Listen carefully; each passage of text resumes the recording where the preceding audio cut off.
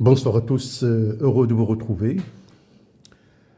Alors, pour le programme de la physique et de la chimie, alors ce soir, on va aborder ou commencer le premier chapitre qui concerne l'étude des ondes. Alors, dans cette capsule, je vais vous proposer l'essentiel du cours, à savoir, et à la fin, nous allons traiter un prototype d'exercice pour répondre, bien évidemment, à l'ensemble des questions que vous aurez à traiter dans ce chapitre. Mais aussi, à la fin, je vous laisse un exercice pour tester vos connaissances. Alors, avant de commencer, je tiens à signaler que votre chaîne Fardari Channel est votre support, votre compagnon pour les préparatifs de votre baccalauréat pour cette année. Donc, je vous invite à se joindre à la communauté, de s'abonner. Vous allez bien évidemment trouver tout un ensemble de capsules dans les 3 matières, à savoir la mathématique, la physique et la chimie, et sciences de la vie et de la terre. Donc, ces capsules sont spécialement conçues pour les candidats BIOF, et vous allez, comme je vous ai dit, trouver tout un ensemble d'exercices pour améliorer vos connaissances. Par la suite, nous allons partager un ensemble de lives pour vous, pour tester vos compétences. Alors pour cela, je vous invite bien évidemment, pour ceux qui veulent se joindre au groupe de l'excellence pour décrocher votre bac avec mention filière physique-chimie et SVT, je vous propose le pack suivant.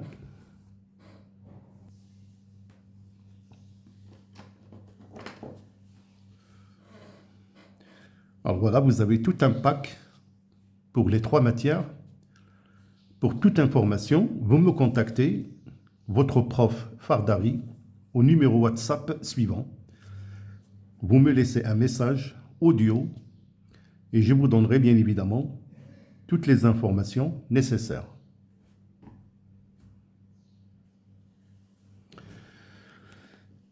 Alors, avant d'aborder ce chapitre concernant l'étude des ondes,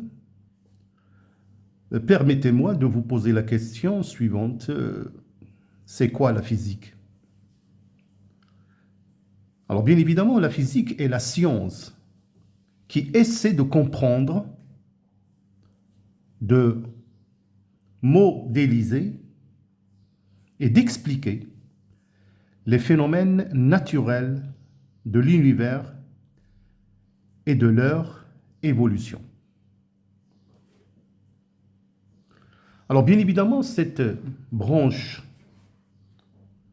de la physique, donc, elle se base sur l'observation et bien évidemment, et l'expérimentation. Alors une question qui revient bien évidemment le plus souvent est la suivante. La physique décrit-elle la réalité ou bien la vérité? Alors, c'est ce qu'on va essayer, bien évidemment, de chercher, de se poser des questions pour mieux ou pour bien maîtriser quelques phénomènes physiques, en particulier les propriétés des ondes. Alors, comme je vous ai dit que la physique se base sur l'observation et l'expérimentation.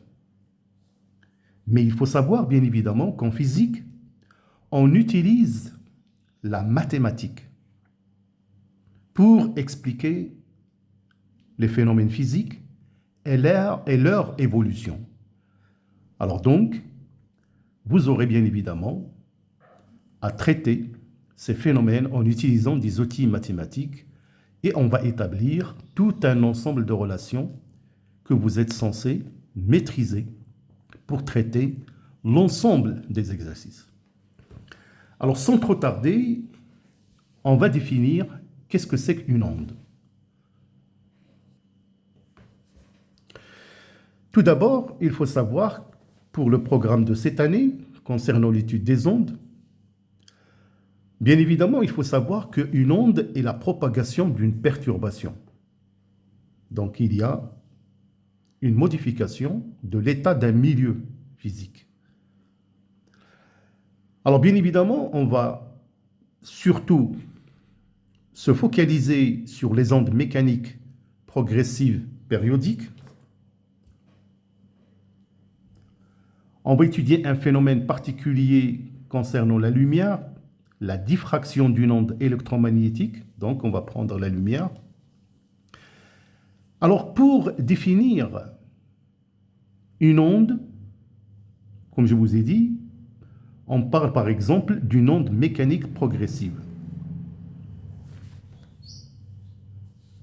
La définition, c'est la propagation d'une perturbation dans un milieu matériel élastique. Donc ce milieu peut être solide. Nous allons prendre ici par exemple un solide comme la corde, ou bien nous verrons par la suite propagation d'une onde à la surface de l'eau, donc c'est un liquide, et bien évidemment on va étudier les ondes sonores qui se propagent bien sûr dans l'air. C'est un milieu gazeux.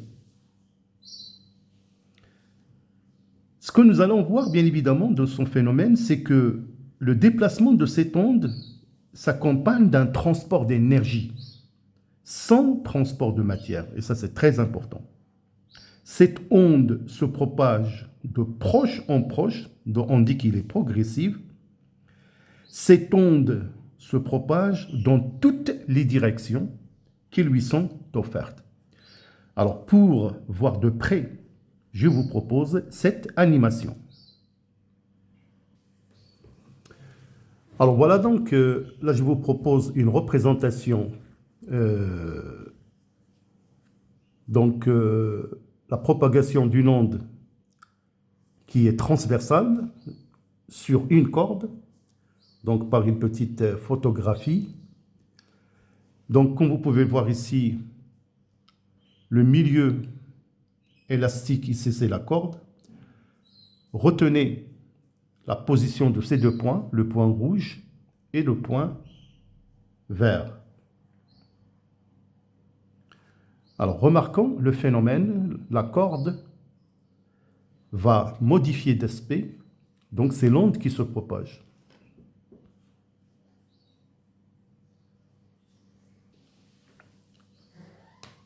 Donc il faut faire très attention comment le point se déplace pour atteindre le point vert.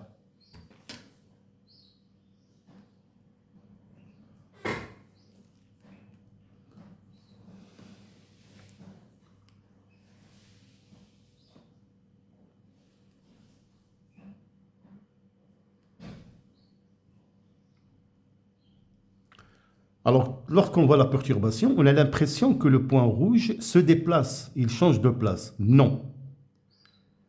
Pareil, l'onde dépasse le point rouge pour arriver au point vert. En principe, il faut savoir que lors de la propagation de cette onde, pour atteindre le point M, il va juste faire un mouvement vers le haut, vers le bas, mais il ne va pas quitter sa position, donc il va rester au même endroit. Ce que vous voyez ici en déplacement, c'est l'énergie de cette onde qui se déplace du point rouge vers le point vert. Donc, la propagation d'une perturbation dans un milieu matériel élastique, ici qui est la corde solide, ce transport est accompagné d'un transport d'énergie, mais pas de matière. C'est très très très important. Donc il se propage de proche en proche. Donc voilà votre définition à retenir, une onde mécanique progressive. Donc c'est la propagation d'une perturbation dans un milieu matériel élastique. Comme je vous ai dit, ici c'est le solide, le long de la corde. Nous verrons par la suite pour le liquide ou bien pour un gaz. Ce transport est accompagné d'un transport d'énergie sans transport de matière. Cette onde se propage de proche en proche. Là, on a vu que l'onde se propage de la gauche vers la droite, dans un seul sens. Et c'est une onde qui est une onde transversale. L'onde se propage dans toutes les directions qui lui sont offertes. Alors, les types d'ondes que nous allons étudier, en particulier pour cette année, ondes transversales, donc le cas que je vous ai montré dans l'animation, propagation d'une onde le long d'une corde. Nous verrons ici comme onde transversale aussi propagation d'une onde à la surface de l'eau. Nous verrons par la suite des ondes de type longitudinal. Par exemple, propagation le long d'un ressort. Et nous allons, bien sûr, étudier les ondes sonores et ultrasonores.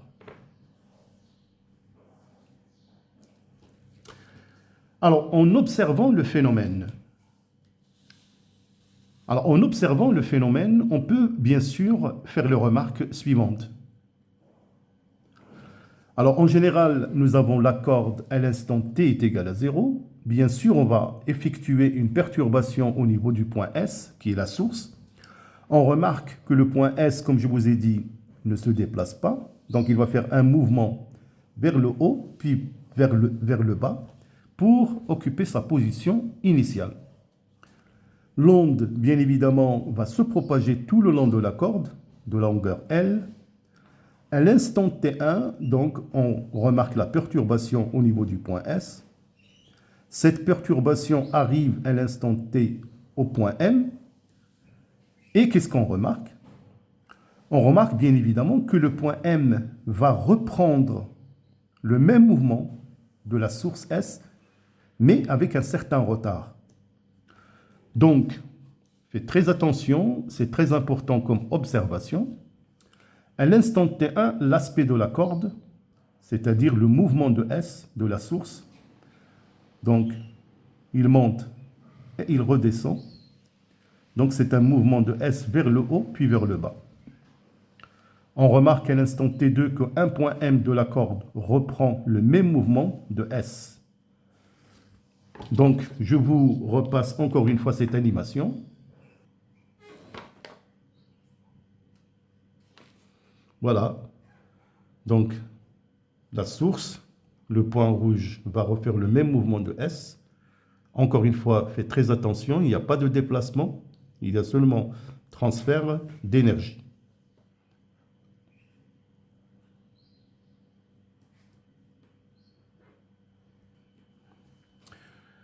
Alors donc, comme je vous ai dit, pour le cas de la corde, la propagation de l'onde mécanique, il est progressive, il est transversale, et bien sûr, est une onde unidimensionnelle. Retenez bien évidemment, lorsqu'on vous présente l'aspect d'une déformation, par exemple le long d'une corde, le point F ici, il représente le front de l'onde. Alors, on dit que cette onde est une onde transversale. Le déplacement des pointes de la corde est perpendiculaire au sens de déplacement de l'onde. Donc c'est une onde mécanique progressive unidimensionnelle, c'est-à-dire que l'onde se propage de gauche à droite.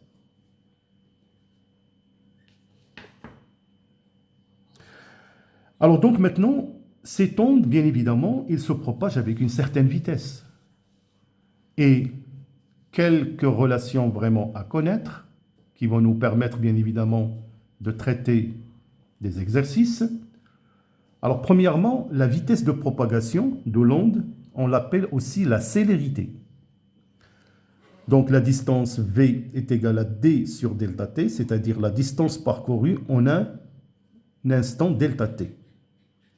Dans le système international, V est exprimé en mètres par seconde, la distance en mètres, delta T en secondes. Donc vous allez faire très attention, éventuellement, pour les unités, pour les convertir, en particulier le milliseconde et le centimètre. Delta T, bien évidemment, peut être mesuré soit la différence entre deux instants.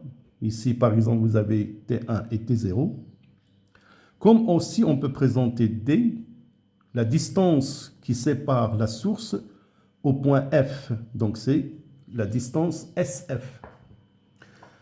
Alors, on peut bien évidemment déterminer la vitesse ou la célérité de propagation d'une onde le long d'une corde par l'expression suivante. V égale racine carrée de F sur nu. F, c'est la tension exprimée en newton. Et bien évidemment, nu, c'est M sur L, c'est la masse lénique. L'unité, c'est le kilogramme par mètre. Alors bien évidemment, nous verrons dans des exercices comment déterminer l'homogénéité, parce que V, il est exprimé en mètres par seconde, alors que là, on a ici le newton et le mètre par longueur.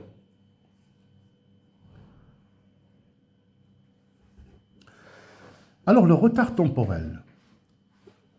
Alors, on peut aussi remarquer que lors de la propagation d'une onde le long d'une corde, par exemple, ici, nous avons à l'instant T0 la source et après un temps T indice M, la corde arrive au point M. Et comme je vous ai dit que ce point M, il va reprendre, il va refaire le même mouvement que S. Mais il va le refaire avec un certain retard. C'est ce qu'on appelle le retard temporel taux. Donc, le point M, ici, que représente le front de l'onde, il représente le front de l'onde. Le point M effectue le même mouvement de la source avec un retard temporel. Alors, comment on peut calculer ce retard? Bien sûr, à partir de la relation V, qui est égale SM, c'est la distance SM, voilà, sur taux. Donc, taux exprimé en secondes est égal à SM sur V. Alors, tout dépend bien évidemment de certains cas que nous allons traiter par la suite. Ici, par exemple, on vous donne l'aspect de la corde à l'instant T1, par exemple, et ici, on vous donne l'aspect de la corde à l'instant T2. Alors, comment on peut déterminer le retard temporel entre M2 et M1? C'est très facile. C'est taux' égale la distance M1, M2 sur V. Notez bien évidemment que la vitesse de propagation le long de la corde pour cette année, donc vous avez une vitesse qui est constante. Donc, à retenir pour une onde mécanique progressive que j'ai noté ici OMP, donc c'est une perturbation dans un milieu matériel élastique avec un transport d'énergie sans qu'il y ait de transport de matière. Alors, pour répondre à des questions qui concernent les ondes mécaniques progressives, je vous propose cet exercice où nous allons répondre à un ensemble de questions. Alors voilà. Donc, en général, on vous donne parfois des schémas, des représentations graphiques. Alors ici, on vous propose la propagation d'une onde mécanique progressive le long d'une corde. La figure ci-dessus, il représente l'aspect de la corde à l'instant T1. Donc faites très attention, en général, quand on vous donne un aspect de la corde, donc il y a pas mal d'informations que vous allez bien évidemment utiliser. Donc, on peut parfaitement voir, donc ici vous avez une corde avec une graduation en centimètres. Cet aspect est pris à l'instant t est égal 2 secondes. Là, vous avez un point F, là, vous avez un point Q. Donc, voilà les questions où nous allons répondre par la suite. Premièrement, question Q1, déterminer la nature de l'onde, justifiée. Question 2, que représente le point F? Question 3, déterminer le retard temporel du point F. Question 4, déterminer la célérité. Question numéro 5, déterminer la longueur de la perturbation. Déterminer la durée du mouvement du point F, qui est le front de l'onde. Question numéro 7, déterminer le retard temporel entre les points Q et F. Donc voilà en ce qui concerne donc, ce premier exercice. Alors un deuxième exercice. Donc là, on vous propose aussi donc, ce schéma. À l'instant T1 est égal à 2 secondes. Et bien évidemment, un autre aspect de la corde à l'instant T2. Donc là, vous avez à l'instant T1 et ici à l'instant T2. Là, on vous donne la vitesse de propagation V égale 4 mètres par seconde. Donc la question Q8, c'est déterminer le temps T2. Alors, un troisième exercice. Là, on vous propose les ondes suivantes. Là, vous avez 4 types d'aspects d'ondes, 1, 2, 3 et 4. Alors là, on vous demande, pour la question Q9, d'écrire le mouvement des points F, M, P et N, et celui de S, la source. C'est-à-dire ici, vous allez nous dire, bien évidemment, comment évolue le mouvement de ces points. Est-ce qu'ils vont monter dans un premier temps et redescendre? Bien sûr, en le comparant au mouvement de la source au départ.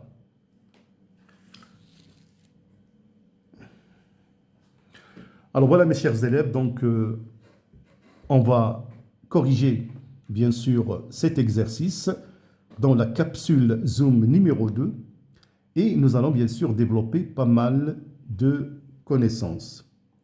Donc je vous informe encore une fois de se joindre au groupe de l'excellence si vous voulez bien évidemment préparer votre bac dans la joie et la bonne humeur. D'ici là, portez-vous bien et à bientôt.